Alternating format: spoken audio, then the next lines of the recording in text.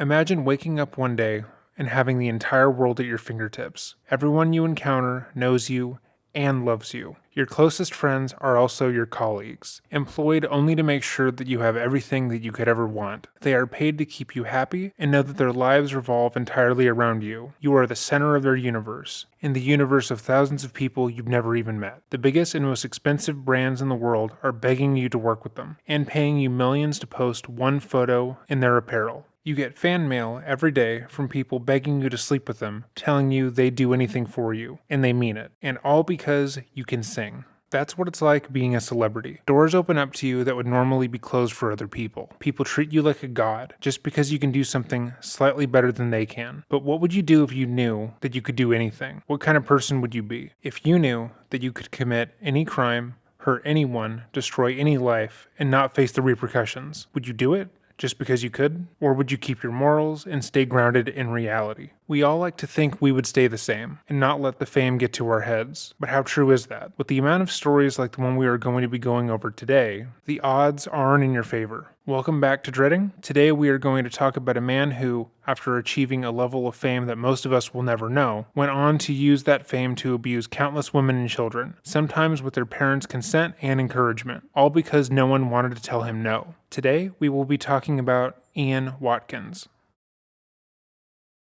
Upon researching Ian's early life, it is striking how absolutely ordinary it is. His life wasn't one of hardship or tragedy, he wasn't deeply abused or tormented growing up. In fact, it was quite the opposite. So much so that there are very few interviews or articles that mention his youth at all, even from before his crimes. Ian was born into an incredibly loving family, with a mother who adored him. His biological father, Ronald D.J. Watkins, passed away early in Ian's life. However, the loss of his father did little to damper Ian's upbringing. His mother met and married John Davies, a Baptist minister, who would raise Ian as his own. Their lives were comfortable, and Ian never knew struggle that he or anyone in his life attested to. He excelled in school, becoming an honor student and getting some of the highest marks in his class. He was also incredibly popular, specifically with women. His friend and bandmate, Mike Lewis, would go on to say how Ian was always surrounded by a posse of young girls, all vying for his affections, and how Ian seemed to know just what to say to get them wrapped around his fingers, something he witnessed from when they were young until he was charged with his crimes.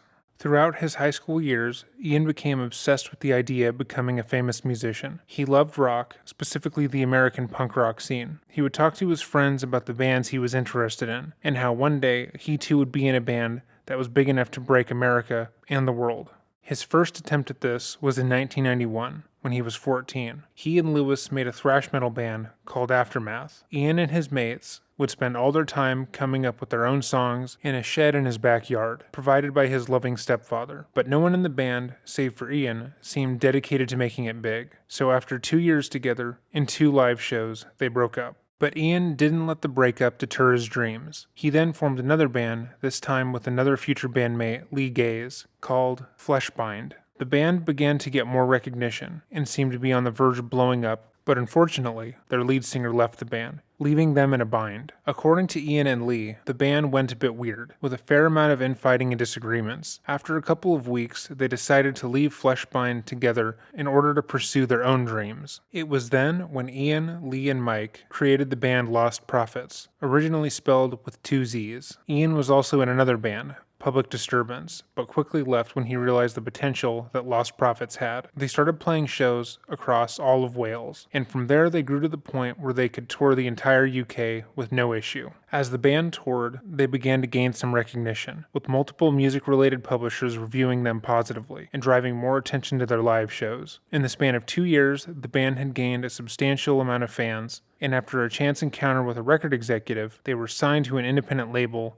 Visible Noise. 2 weeks after being signed, the band put out their first album, The Fake Sound of Progress. Despite this album being recorded in 2 weeks for only $4,000, it did excessively well and led to Lostprophets playing with huge bands in the punk underground scene. They were able to open for Deftones, Pitch Shifter, and Linkin Park, which established them even further. Their name began to climb to the top of festival lineups, and the shift was intense. 4 years after putting out The Fake Sound of Progress, Lostprophets put out their second album, Start Something. This album was even more successful than the first, hitting number 4 on the UK album charts and selling over 400,000 copies. The album was also massively successful in the US, a market that was hard for most UK acts to break. They followed that album up with The Liberation Transmission in 2005, The Betrayed in 2007, and Weapons in 2011. Their online presence was also massive, with the band's MySpace growing rapidly. At this time, Ian created the phrase that is still used today, megalols, which appeared on their merch. However, during the last 3 album cycles, Ian's life had taken a turn, where he had always boasted about being straight edge and maintaining a purely sober lifestyle. Over the last 7 years of touring and making music, he had seemingly abandoned all of his morals, choosing instead to make it a point to use his fame to hurt others and to abuse as many people as he possibly could.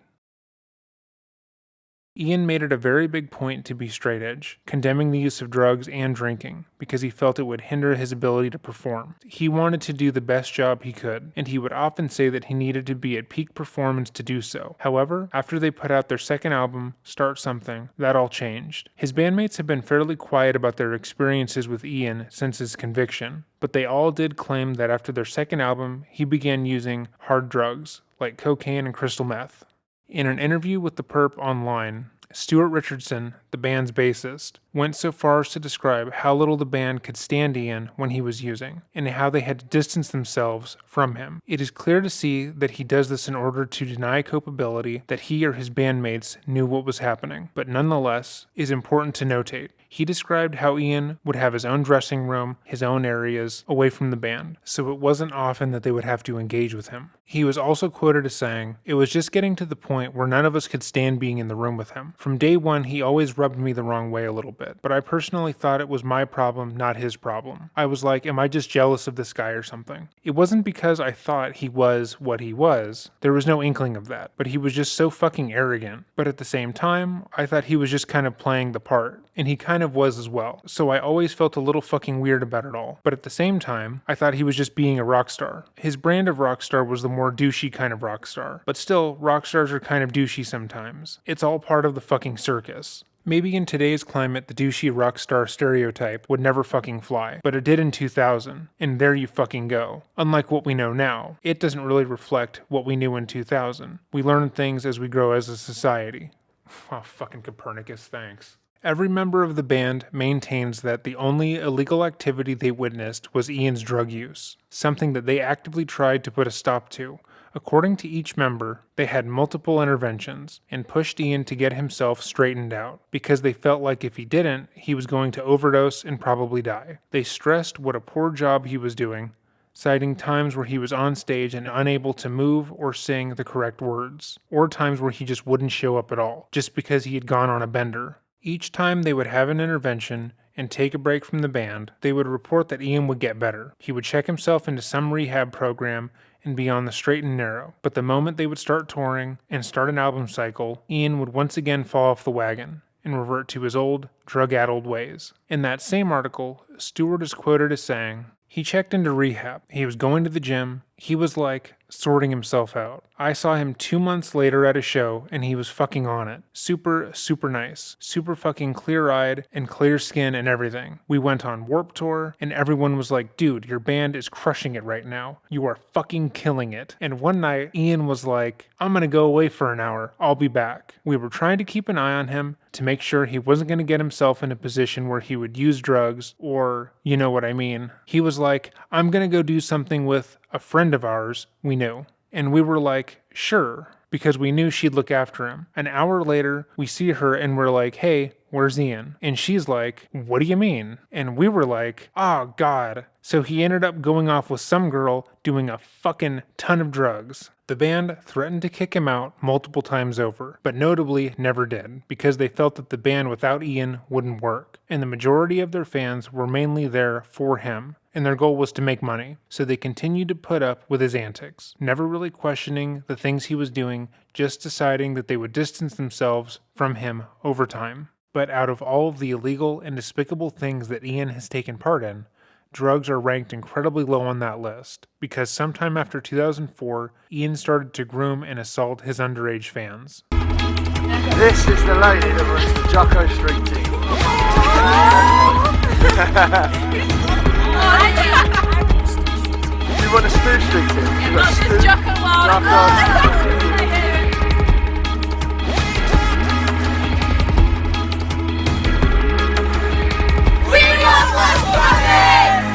According to his ex-bandmates, they believe this began sometime after he started using drugs, simply because they had never witnessed anything that he was doing. Prior to that, he had always had relationships, and they had never really seen him with anyone who looked younger than 18 in their opinion. The veracity of these statements is cloudy at best, seeing as fans of the band had always been younger, with one witness who described interviewing them multiple times and multiple tours described a show as being filled with school-aged children, with a lot of visibly young female fans being allowed backstage around the entire band. Regardless of when it started, Ian began to use fans of Lostprophets for his own sexual gratification, bringing home a different one every night, with them getting progressively younger and younger. He seemed to relish in how they would glorify him and treat him as if he were a god. Ian delighted in seeing how far they would let him go, and the things they would let him do because of who he was. In one instance, in March of 2007, Ian met up with a 16-year-old fan.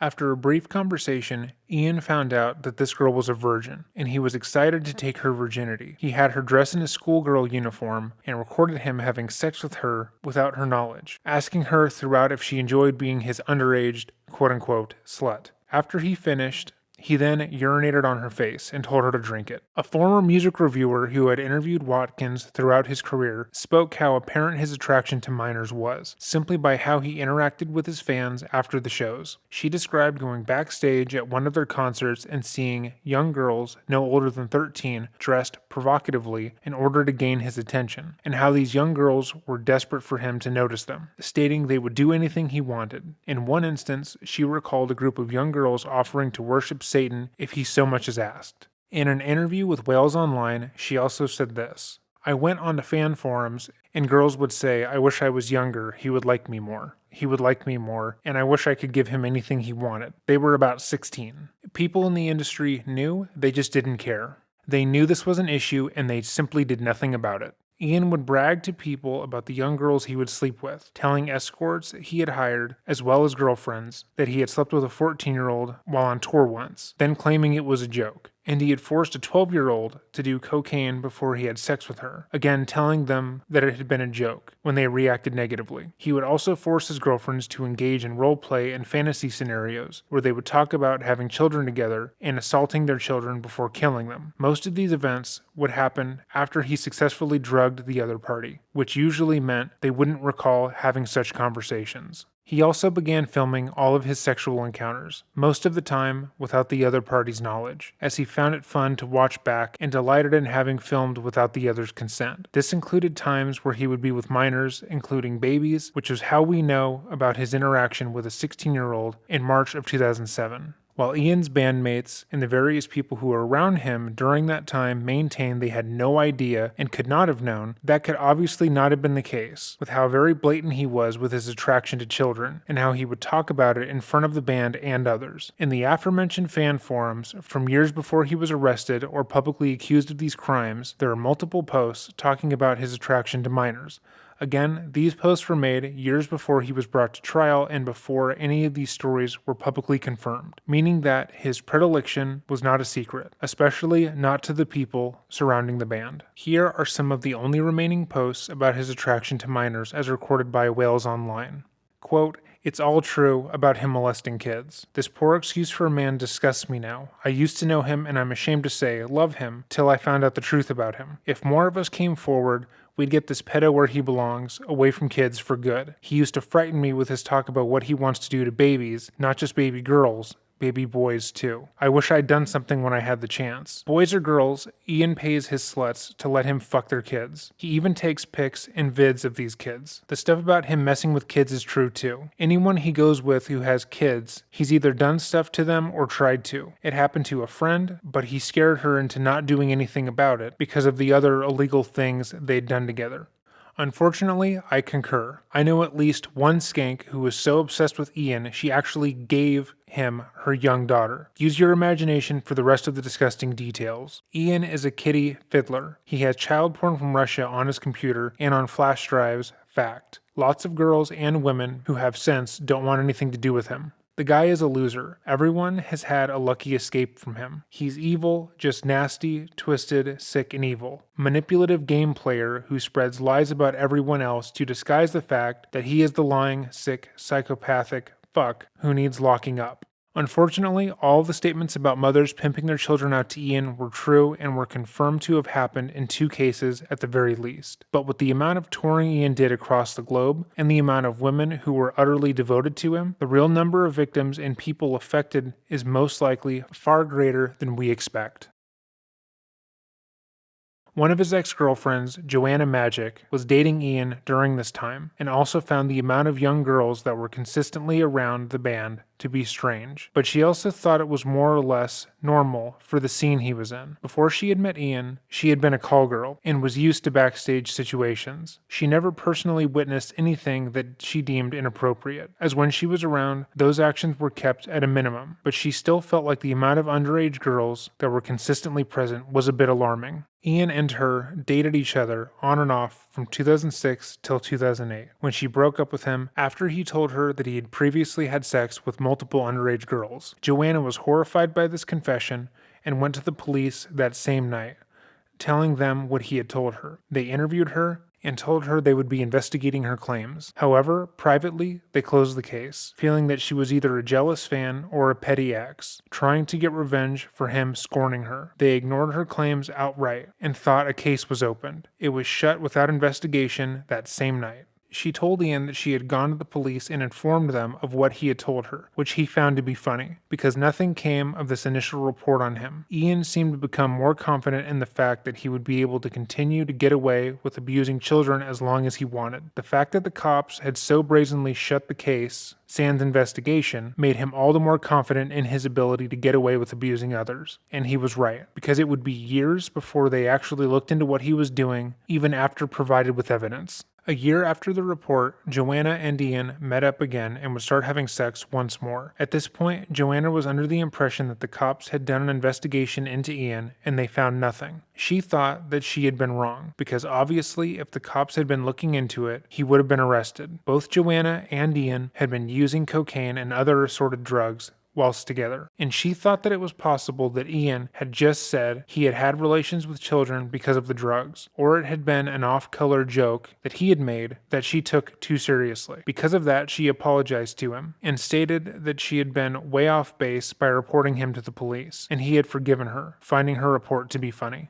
2 weeks after reconnecting, Ian showed her a video of a child being sexually abused as well as photos of a separate child being assaulted. It was only then when she realized that she hadn't been wrong. Ian was actually a pedophile, and she had been right on reporting him when she had. The material he presented to her caused her to get ill, and she immediately went to the police once more, this time with her computer and her phone. She reported him as a pedophile and explained that he had sent her real images and videos of children being abused, but the cops refused to so much as examine her devices. They turned her away, stating once again she was an obsessed fan or a stalker and was determined to hurt his reputation. She then tried to get in contact with Ian's mother, Elaine Davies. She wrote to her, letting her know about her son's actions, the things he had sent her, and the things he was currently doing while on tour. Elaine brushed off the letter, and Joanna was accused of harassment once again. She was then taken in by the police for questioning. Oddly enough, they thought her claiming he was a pedophile was more worthy of condemnation and investigation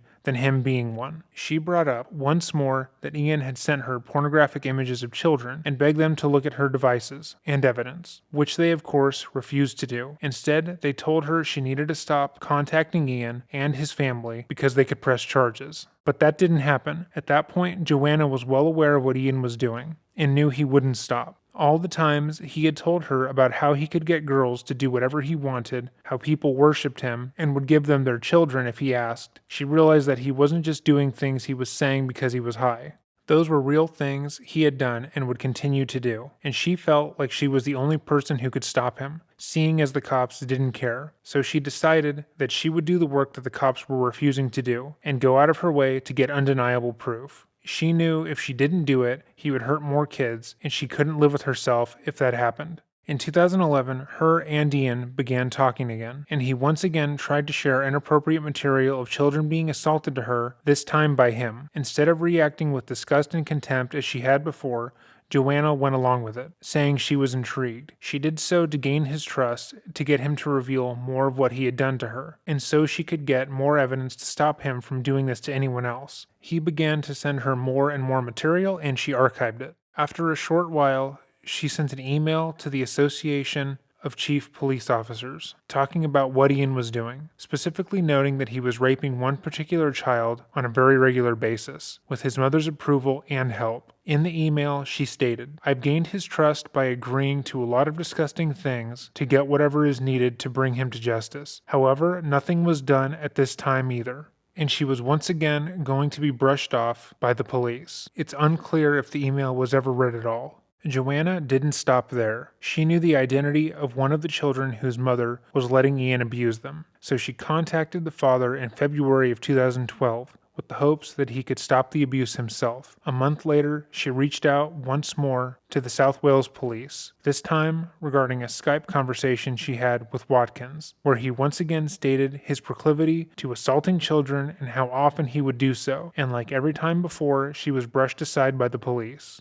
It wasn't until August of that year, 6 months later, that the police finally took action, raiding the Watkins home and taking all of his electronic devices, including his laptop, the password of which was, quote-unquote, "I fuck kids," with a Z. Thousands of images of porn were found, including videos and images featuring children, babies, and animals. Some of these materials were made by Ian, others were not. 2 women, whose identities have remained sealed to protect the victims, were also charged alongside him for taking part in the assault and rape of their own children at his behest. They too appeared on these films and videos and willingly took part in these assaults. Despite the charges against him, Ian maintained that he was innocent and that everything was a misunderstanding publicly, telling his mother and his stepfather that he would be fighting the charges as much as possible. He put out statements declaring his innocence and saying that he would get his day in court. His mother and stepfather stood by him, and his bandmates made no comment.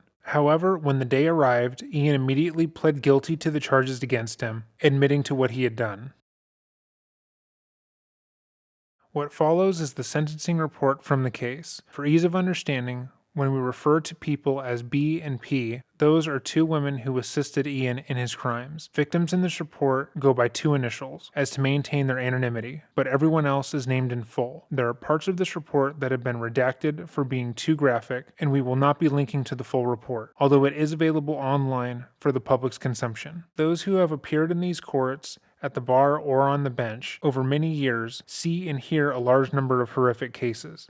This case, however, breaks new ground. Any decent person looking at and listening to the material here will experience shock, revulsion, anger, and incredulity. What you 3 did plumbed new depths of depravity. You, Watkins, achieved fame and success as a lead singer of Lostprophets. You had many fawning fans. These fans gave you power. You knew you could use that power to induce young female fans to help satisfy your apparently insatiable lust and take part in the sexual abuse of their young children. Away from the highlights of your public performances lay a dark and sinister side. What is the background? Count 18 dates back to March 2007. You met TT after a Lostprophets concert when she was a 16-year-old virgin. The prospect of taking her virginity excited you. You got her to dress in a schoolgirl's outfit, and you videoed her and you having oral, vaginal, and anal sex. You asked her whether she enjoyed being your underage slut. At the end, you urinated on her face and told her to drink it. That gives some insight into your attitude to young females at that time, over 5 years before the counts relating to B and P. Count 19 dates back to August 2008. The girl KJ was another fan aged 16. You videoed her having oral sex with you. She is to be seen snorting white powder, which you told her was cocaine. The taking of drugs linked with your sexual activities is a recurring theme. Count 31 relates to about 90 indecent photos of children. They include 45 at level 4 and 2 at level 5. The age range of the children is from 2 to 14 years. Count 32 involves images and videos of extreme pornography. There are 22 images of bestiality, including oral and vaginal sex with dogs. Watkins and B. You, B, were only 19 when you met Watkins in late 2011. The communications between the 2 of you in March and April 2012 are seriously disturbing. That you were manipulated by Watkins may be obvious, but you were a mother, your infant was only 10 months old. A mother naturally loves, protects, shields, nurtures, and cherishes. Your infant would have trusted you implicitly. You totally betrayed that trust. So what did you do? You had detailed discussions with Watkins about the sexual acts to which the two of you were going to subject your infant. You told the police you met up with Watkins at the Copthorne Hotel in Cardiff. On the 21st of March, Watkins says, "Come down this weekend and we can fuck him up again." You text back saying, "Tell me if you want to get your dick in our boy." You had previously referred to getting your boy high on ice, i.e. methamphetamine. This is what led you up to the session at the K West Hotel in London on the night of the 2nd and 3rd of April, recorded on the video. What did you do? You presented your baby to him so he could try to rape him. You can be heard and seen encouraging him. Could there be a greater betrayal?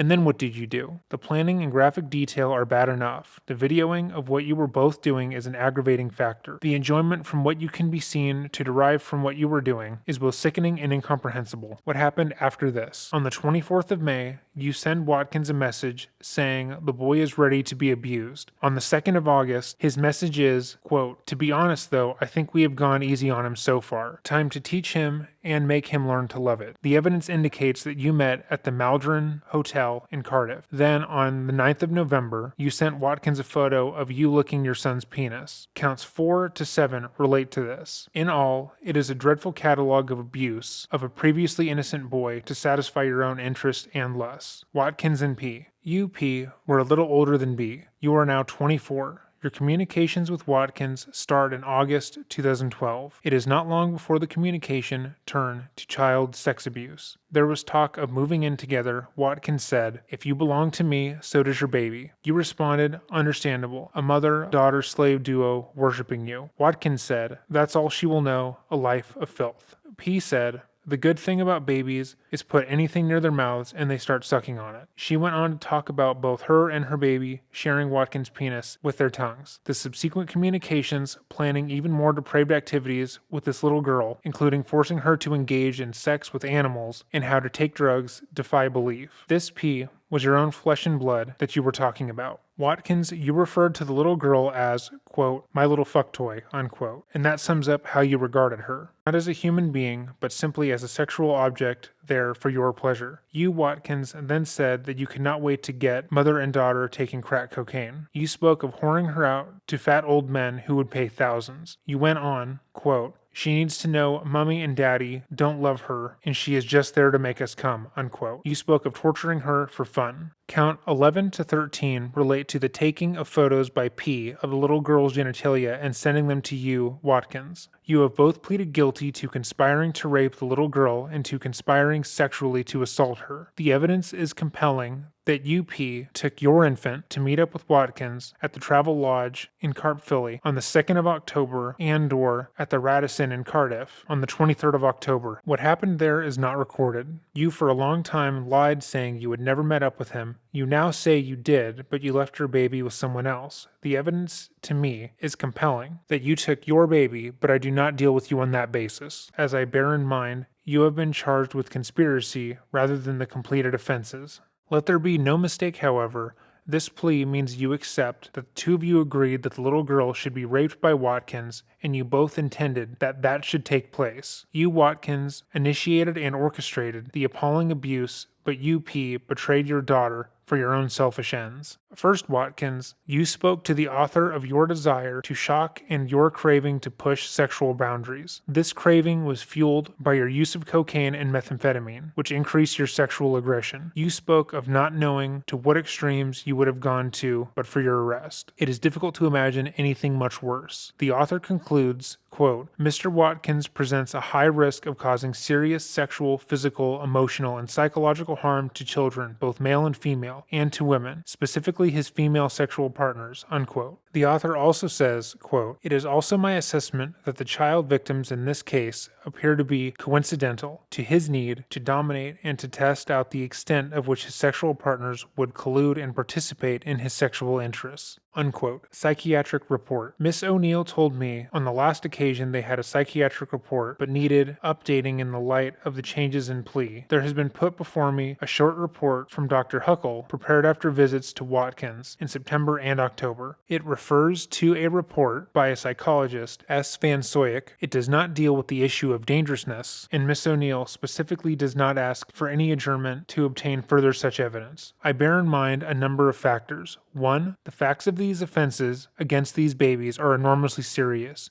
2. The offending dates back to 2007. 3. The delight that Watkins evidently has when engaging in the most terrible offenses involving tiny children. 4. His need to dominate any sexual partner and his corruptive influence over young females. 5. The interest of drugs in combination with sexual assaults. 6. The interest in extreme pornography. 7. The almost complete lack of remorse. In this last respect, the evidence of the phone conversations after the guilty pleas on the last occasion is enlightening. There is one further matter of concern. One of the passwords you chose, which needed the assistance of GCHQ to break, was "I fuck kids." I have no hesitation in concluding that there is a significant risk to the public, in particular to young females and children, of serious harm occasioned by the commission by you of further specified offenses. That risk is high. There is a psychiatric report from Dr. McFarlane dated 13/12/13. There is a reference in that report to your infatuation with Watkins and to his strong influence in your drug taking with him. The future risk of you reoffending in similar fashion is assessed as medium. It is not considered that you were suffering from mental illness at the material time. The author's assessment is that you pose a high risk of causing serious harm. The specific risk would be failure to protect children from others and sexual abuse by you. It is said, however, that you appear genuinely devastated for the harm you have caused your child and how his future will be affected. P. I have read the report from clinical psychologist Dr. Kress, dated the 1st of December 2013. That was prepared at a time when you were still protesting your innocence of these offenses. There is an addendum dated the 17th of December. The psychologist concluded that you have a mixed personality disorder. She also considered it likely that you used your daughter as a tool to secure Watkins' acceptance of you. She considered that in the long term, you would benefit from an opportunity to engage in psychological interventions targeting your personality disorder and sexual offending. The risk of you reoffending in a similar manner is assessed as relatively low. The assessment given is that you pose a medium risk of harm to children based on your current behavior and the fact that you no longer have access to your own child, who is most at risk. Mitigation.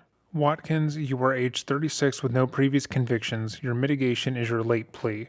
I also take into account that through your offenses over the last 6 years, you have lost a valued position within your group. I also take note of the letters written on your behalf from those who know a different side of you. B. You are aged 21. You have one previous conviction from an offense of fraud for which you have received a suspended sentence. Apart from that, you are of good character. Your principal mitigation is the fact that you pleaded guilty at the first reasonable opportunity. There appears to be genuine remorse. P. You are aged 25 and are of previous good character. You have the mitigation of a late plea. There are signs of remorse. You, B, and you, P, will hopefully mature and on your eventual release will steer clear of the corrupting influence of the likes of your Watkins. I consider that in your case B and your case P, I can treat you as falling just short of the threshold necessary for dangerousness, and determinate sentences are appropriate. With Watkins, that is not the case. The sentencing guidelines factors indicating greater culpability are the planning and its graphic detail, the deliberate targeting of a vulnerable victim, the commission of the offenses by two people acting together, the abuse of trust in the cases of B and P, the abuse of power in the case of Watkins, the commission of offenses whilst under the influence of drugs. Factors indicating greater harm are the fact that a baby is particularly vulnerable in the case of Watkins, more than one victim, repeated assaults on the same victim, additional degradation through taking photos or videos as part of the offending. What is the position in relation to any harm suffered by these babies?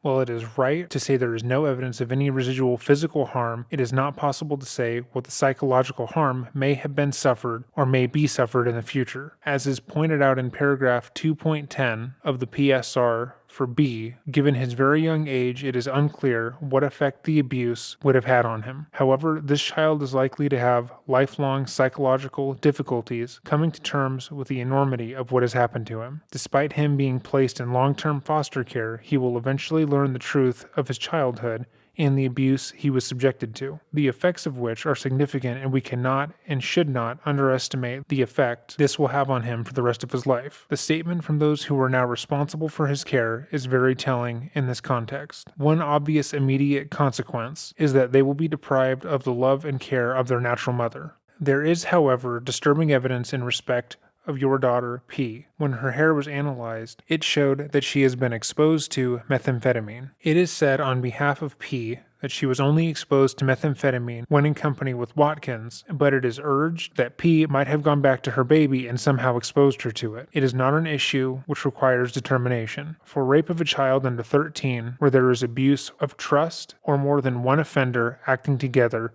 the suggested range is 11 to 17 years with a starting point of 13 years. The same applies to assault by penetration of a child under 13. The guideline recognizes that starting points and ranges are not rigid and that the circumstances of a particular case may justify going outside the guideline. This is a case where, in my judgment, such departure would be justified. That is because of the horrific nature of the offenses involving these babies and the other factors in respect of culpability and harm of which I have referred. The suggested range for sexual assault of a child under 13 is 1 to 4 years with a starting point of 2 years. The range and starting point for taking indecent photographs and distributing them varies according to the level and volume. In your case, Watkins, I have to consider the remaining counts in totality. On counts 13, 17, 18, 19, 30, and 31, there will be concurrent sentences of 12 months. I am satisfied that you are a deeply corrupting influence. You are highly manipulative, you are a sexual predator, and are dangerous. The public, and in particular young females and children, need protection from you. On one view, this is a case which would justify a denunciatory, indeterminate sentence, as in Saunders 2013 EWCA 1027. I bear in mind that such a sentence is one of last resort. The alternative is a very long, extended sentence. In my judgment, justice and protection of the public can and should be achieved by such a very long sentence. Your total sentence is therefore one of 35 years. In your case, that means you will have to serve 2/3 of the custodial term before you can be considered for release by the parole board. If you are released, you will remain on license for the extended period.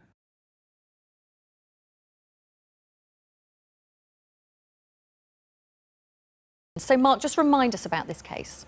Well, it was a truly shocking case. Here we had a global rock star adored by millions who privately was carrying out the most appalling abuse. In fact, in the end, it was a drugs raid that led to his arrest, but really drugs offences were the very least of it. I remember being at his first court appearance in Magistrates Court, and what we didn't know then, but we do know now, is that there was this timeline of nearly 4 years of opportunities missed by police to get him in the dock rather sooner and to end what the judge who finally sentenced him to 29 years in jail called behaviour that was plumbing the depths of depravity. There were clanging alarm bells surrounding Ian Watkins. This IPCC report today highlights the fact that for so long the police turned a deaf ear to them.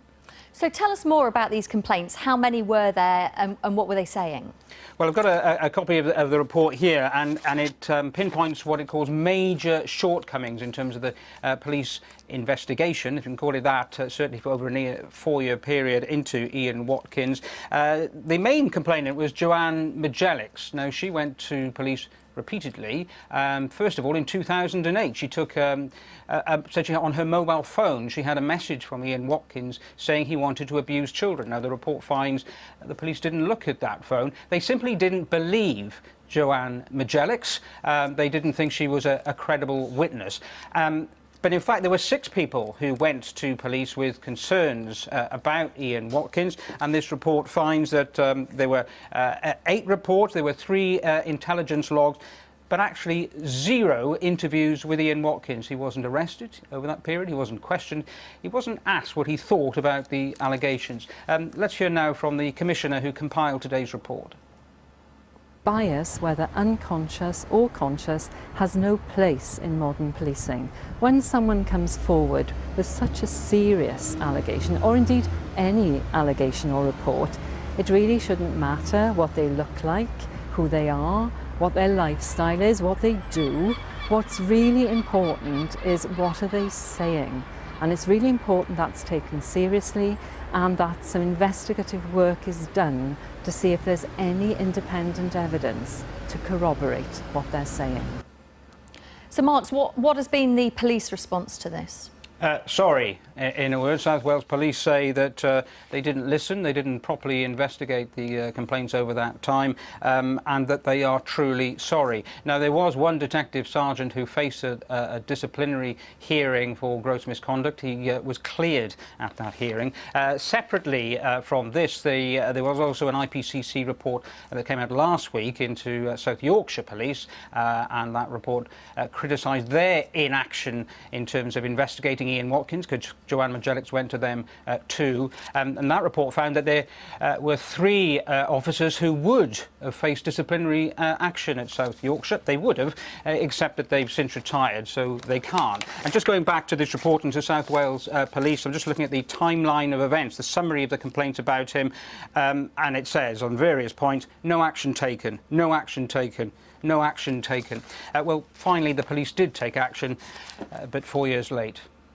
Mark, thank you for updating us on that. Well, we can now speak to Michael Walkine QC. He defended Joanna Magic. Thank you ever so much for coming in. I know that Joanne didn't feel well enough to come and talk to us today, but I know you've spoken to her about this report. What's her reaction to it? Degree of satisfaction. She's disappointed on a personal level. There's no apology to her. It's probably time for South Wales to respond with an apology which shows their integrity and to speak with grace about how they disregarded her. But it brings back these events, not as if she forgets them ever. Every day, she tells me, she cries for no obvious reason. Actually, the reasons are obvious. She was disregarded. She was someone who was defamed, written off as because of her less than conventional lifestyle. Maybe it wasn't a steady lifestyle. She was a former sex worker. Yes, she was a former sex worker, and so what? And she was wrongly accused during the trial of having been sectioned, mental health section. That wasn't true.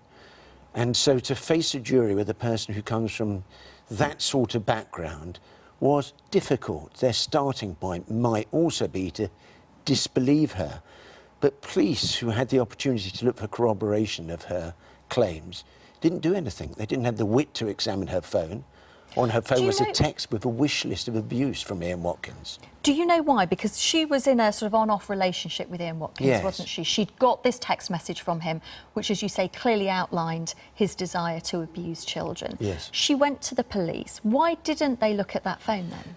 She went to the police with a laptop. One police officer said that he or she wasn't qualified to examine a laptop. So whereas you and I can look at a laptop and be alarmed and at least interested when we see a picture of an underage child, he or she, I forget, I think it was one, wasn't interested enough because she wasn't qualified. So Joanne went back again and again and again, 4 times in all.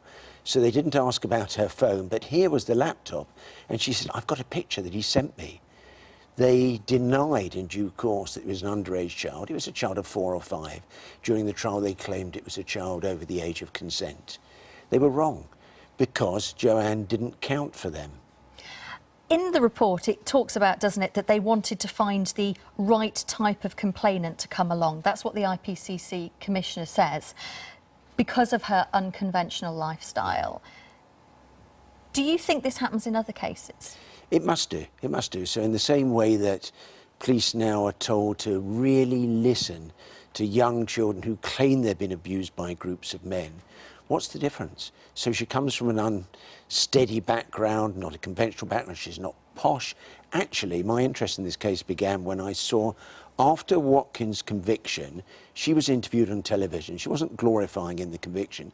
She was disturbed, and it was weighing on her. What could she have done more to stop people, to stop children being in danger?